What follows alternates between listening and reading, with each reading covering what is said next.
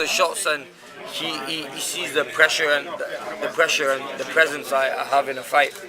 I think he'll make him change his mind about a lot of things, and maybe he covers up a little bit more and try to survive. But even if he survives, I mean, he can't run too far because I'll be always there. We know how to cut the ring, we know what to do, we know how to get around that southpaw style.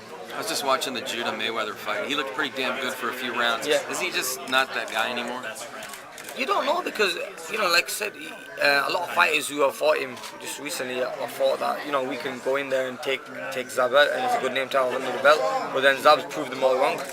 So maybe, this fight he thinks he can prove me wrong and prove everyone else wrong. But I don't see it that way. I think Zab's had his time and now it's my time.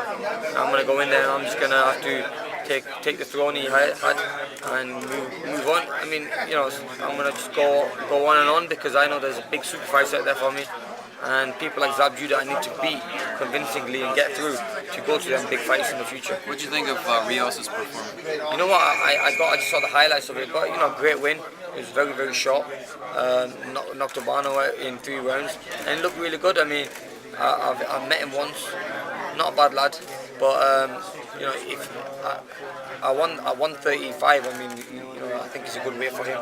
Maybe moving up to 140 could be a little bit too much because of the punch power and the size difference. But who knows, what he does. I mean, but I do think he's not a bad fighter, especially coming from, the last year or so, he's come on so much. He has come on a lot, and I think that comes with focus and working hard. You were the first name that he mentioned afterward as a possible opponent. I mean, how do you feel about that? Yeah, I think it's good when fighters are calling you out. I mean, it just shows that people want to fight you and beat you to take your throne and to be known as a good fighter because they see me as a threat, and that's the reason they want to fight me because it's a good challenge for them.